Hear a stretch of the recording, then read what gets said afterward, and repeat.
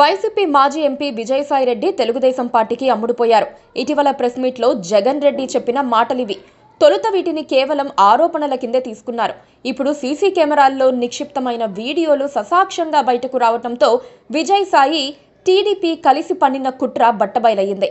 తను తప్పించుకునేందుకు విజయసాయి ఎలా వైసీపీ వారిని ఇరికించారో కళ్లకు కట్టిన వీడియో అది. విజయసాయిని ప్రశ్నించేందుకు ఏపీసీఐడీ నోటీసులు పంపింది. అక్కడ హాజరు కావడానికి ఒక రోజు ముందు విజయసాయి నేరుగా వెళ్లి టీడీపీ నేతలను కలిశారు. మార్చి 11 సాయంత్రం 5:49 విజయసాయి రెడ్డి తాడేపల్లిలోని పార్క్ విల్లేలో విల్లా నెంబర్ 27కి వెళ్లారు. ఆయన కారు దిగి లోపలికి వెళ్తోన్న చిత్రాలు సీసీ కెమెరాల్లో రికార్డయ్యాయి. నిన్నటి వైసీపీ నేత, నేటి టీడీపీ నేత అయిన ప్రముఖ నిర్మాత హీరో కృష్ణ సోదరుడు ఆదిశేషగిరిరావు దిగా తెలుస్తోంది.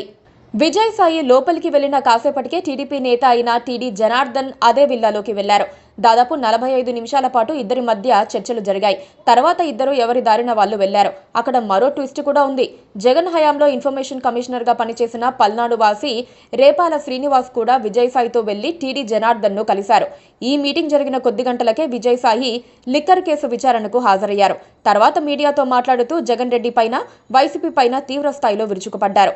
విచారణలోనూ మీడియా ముందు విజయసాయి రెడ్డి టీడీపీ స్క్రిప్ట్ చదివారని వైసీపీ వాళ్లు అనుమానిస్తున్నారు. పైగా టీడీపీ వాళ్లు చెప్పినట్లుగానే కొందరు వైసీపీ నేతలను పోలీసుల వద్ద ఆయన ఇరికించినట్లుగా కూడా చెబుతున్నారు.